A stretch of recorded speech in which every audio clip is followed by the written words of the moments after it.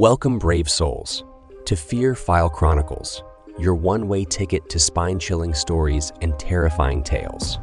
Tonight, we'll be diving into the darkest corners of the human mind with the story. They mostly come at night, penned by the twisted mind of Killa Hawk 1. Together, we'll explore the unexplained and face our deepest fears. But before we begin, if you enjoy trembling in terror, be sure to hit that like button. Share this video with your fellow fear fanatics and subscribe to our channel. Don't forget to click the bell notification so you never miss an eerie episode. Your support truly means the world to us, so feel free to leave a comment below to join the Fear File Chronicles community. Now, without further ado, let's unravel the mysteries of the unknown together. As we delve into tonight's fear-inducing story, they mostly come at night. Dim the lights and prepare yourself for a chilling journey into the Fear File Chronicles. There are no such things as monsters. That's what my mommy used to say. She would tuck me into bed, make sure that my favorite doll Casey was in my arms, and tell me, there's nothing to be scared of. There are no monsters, no real monsters. She would whisper these words to me, mostly at night, because that's when the monsters like to come out. At night, when the walls would vibrate from machinery humming in the service tunnels and sub-basements below. I needed to hear those words when the wind would scream and howl from the unstable air currents and unpredictable weather patterns that came with an atmosphere being changed by a terraforming station. The turbines from dozens of filtration exchange towers ensured the sky was never still as it took in the cold, alien environment and infused hot oxygen-nitrogen gases into the air. Just like the song my daddy would sing with me, bad air goes in, good air comes out. I would need reminding one more time when the giant atmospheric processing station brought the rain by releasing electrical discharges into the clouds. That was when the monsters scared me the most. The lightning and thunder were the sound they made when they tried to get inside. The wind was the monster's voice, and the rain was its nails, clicking and tapping at the windows of my living quarters. My mommy would come and make it all better and say, there are no such things as monsters. Monsters killed my mommy and daddy. They were real. Monsters were real, and they were here. The grown-ups promised they would keep us safe. They told us everything would be all right, and help was on its way. They lied. Our little settlement was so far away, it would take up to 2 weeks for the nearest outpost to reach us. The monsters were smart and patient. When there was only a few of them, they quietly picked off the families living in the habitat modules on the outskirts of the colony, the ones whose disappearance wouldn't be noticed right away. As their numbers increased, the monsters began to hunt in packs. It wasn't long before there was enough of them, and they didn't need to hide anymore. The monsters were coming. They were coming for each and every last one of us. The central air processing station was just outside the colony's perimeter. It was the primary terraforming control center for the other automated terraforming substations spread across the small planet's surface. The majority of the grown-ups spent most of their waking hours here, including my mommy. They were all doing their part to make this tiny world breathable, building better worlds like all the signs and videos say. The monsters crashed through the ceiling and tore through the floor grating, catching everyone by surprise. Only a week ago, there was 158 of us. After the attack on the processing station, we had lost 84 people. Those of us left gathered together for safety. We had to move quickly. We knew what the monsters did to you if they took you. We knew that for every one of us taken, their numbers would grow. We knew we didn't have much time. The monsters grew so fast. We learned that from my daddy. He was the first. They thought I couldn't hear. They thought I wouldn't know. But I saw it all. My daddy was kept in the infirmary, and I would visit him often without him knowing. Hidden within the ventilation shaft, I would see him in the morning and whisper a good night before going to bed. He was just talking to the doctor when he cried out in pain, and they rushed him out of the room. The grown-ups may have ruled the corridors and hallways, but the kids owned the vents and shafts. That was our playground. That was where we would play games like Monster Maze. And I was the best. The other kids were jealous because I could fit into places the others couldn't. They couldn't memorize the turns and corners like me. I could go anywhere in the complex and never be seen, not once. So finding my way to where they took my daddy was a breeze. I didn't need to remember which shaft to take through the winding and turning tunnels. The screams echoed loud and clear. I followed the sounds to the grilled screen that would allow me to peer into the medical compartment. I made myself look, but in the end, I closed my eyes to the horror. The screams hurt my ears. He was in so much pain. I covered my mouth to hold in a scream when a deep snap of bone startled everyone in the room. My daddy fell quiet and still. Suddenly, I could hear his body thrash and convulse violently, and the medical personnel began yelling in confusion and fear. They tried to hold him down, but the convulsions were too strong. People gasped and screamed at the sound of a loud crunch and snap, followed by what sounded like a bucket of water spilling to the ground and spraying the walls. My daddy's screams were no more than wet gurgles by now, and then I heard it. A loud and piercing screech came from something in the room, something that was angry, evil, and alien. It hissed loudly and scurried violently in the opposite direction, knocking over tools and equipment as it made its escape. The last of us gathered in the safest place left, the primary operations center. My daddy once told me it was the very first building in the colony. The original settlers had lived in here back when they couldn't breathe the air and the operations center's thick walls, and many pressurized doors protected them from the freezing temperatures and poisonous atmosphere. The adults put the kids in the center of the complex on the top level. They said the medical section was the safest place for us. We listened as the grown-ups did everything possible to block off entryways, weld shut each blast door, and close off every service tunnel. All access points were barricaded and all the main entry gates were sealed shut. When all was said and done, there was nothing left to do but wait in the silence and fear the approach of nighttime, because everyone knows that the monsters mostly come at night. The planetoid rotates once every 57 hours. That makes for a very long night. Here, when the darkness falls, it feels like it will never end. The monsters didn't come the first night or the second night, but they were there. Their large bodies pressed and slid against the outer bulkheads. Powerful talons scraped against steel, and drooling jaws extended and clenched. A piercing shriek would call out and echo in the distance now and then. The monsters' cries would startle us, causing screams of fright and tears from most of the children. We continued to wait. It started on the third day with a metallic thunk. Thunk, thunk from the north gate. It echoed throughout the corridors. Anything not bolted down rattled and shook. I could see relief wash over some of the adults' faces. The waiting was finally over. The beating at the massive door 3 levels down grew louder in intensity. The children were gathered together and hurriedly rushed into medical isolation bays, only used for storage. I didn't like this room. Even though it housed many rows of containers and equipment and good places to hide, there was no vents or shaft in here. There was no way to escape. We watched from the monitoring station that had been set up within the medical bay. The adults began readying themselves.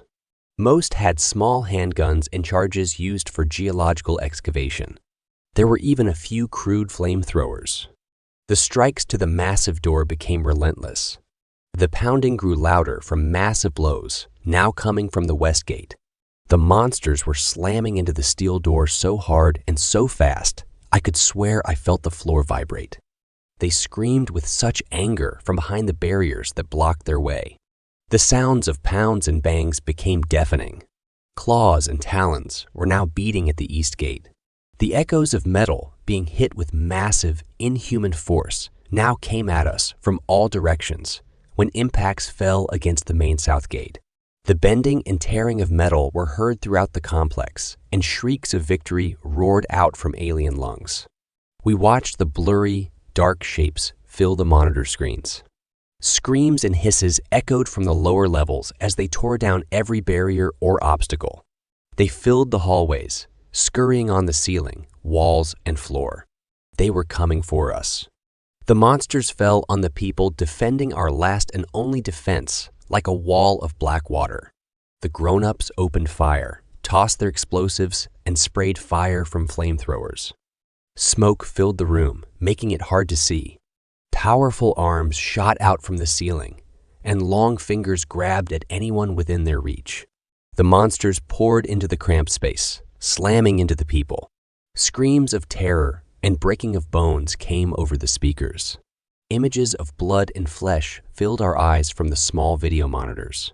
Despite the wounds and injuries inflicted on them, it was painfully obvious that none of the adults had been killed. Every last one of them was alive when they were dragged away, screaming into the darkness. It was over quickly. Soon, every last grown-up in operations was gone. Dangling legs lifted into the air vents disappeared.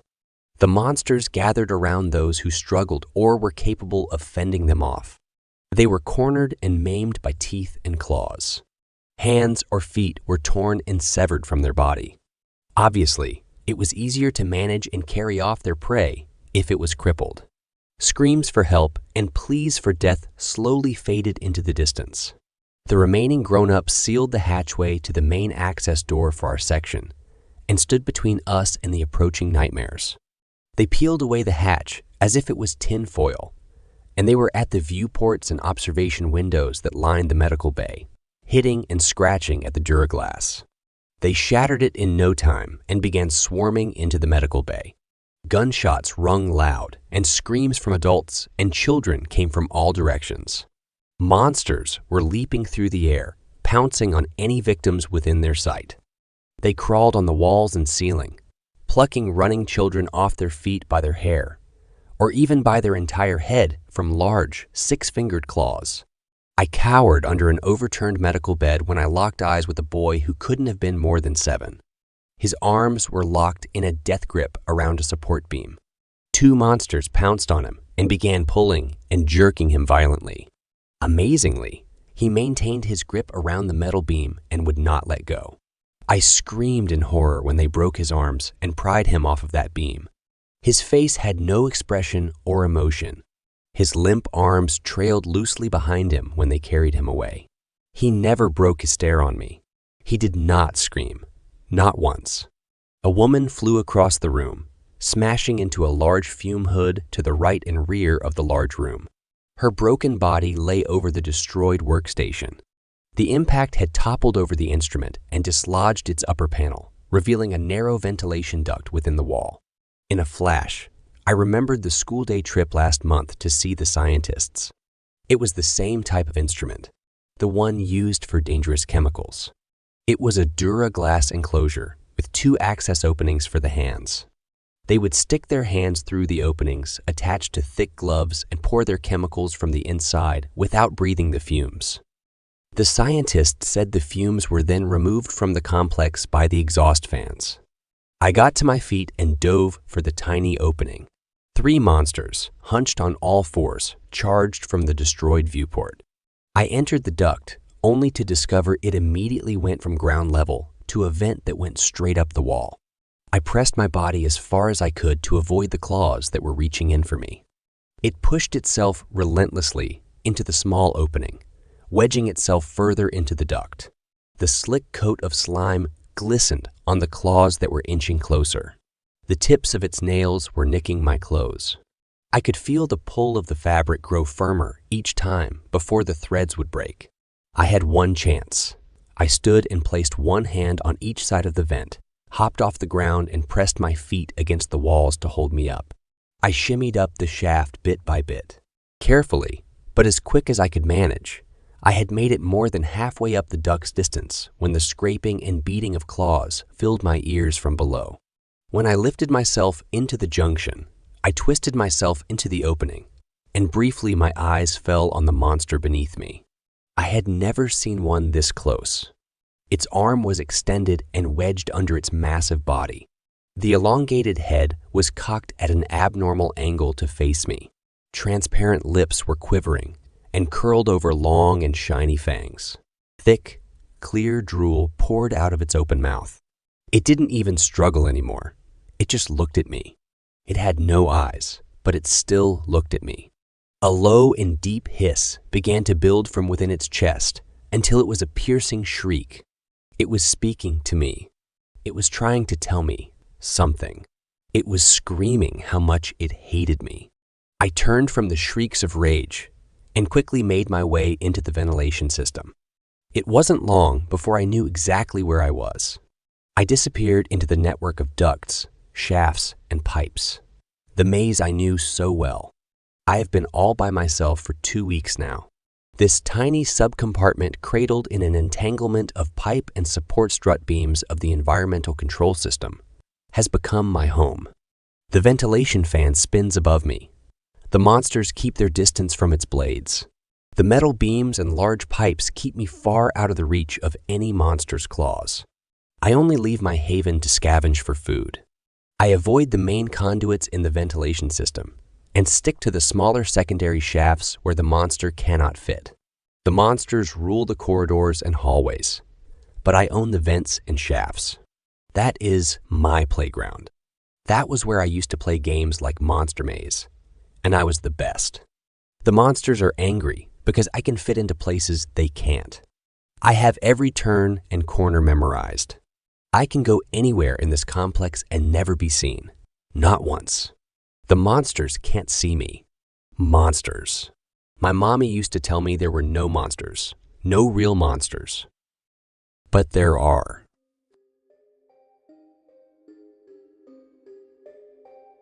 Well, my friends, we've reached the end of tonight's chilling tale. They mostly come at night, by the talented Killa Hawk1. I hope you've enjoyed our descent into darkness, and that you'll carry a piece of the Fear File Chronicles with you as you drift into uneasy dreams. If our story left you shivering and shaking, don't forget to like this video, share it with others who crave a good scare, and subscribe to the Fear File Chronicles for more haunting horrors. Remember to hit the bell notification so you're always among the first to know when a new nightmare awaits. As always, we appreciate your support and would love to hear your thoughts in the comments below. Sharing your fears and frights with us truly means a lot, so don't be shy to engage with our sinister community. Until next time, remember to embrace the darkness, for it is within the shadows that our most terrifying stories are born. Good night, and stay scared.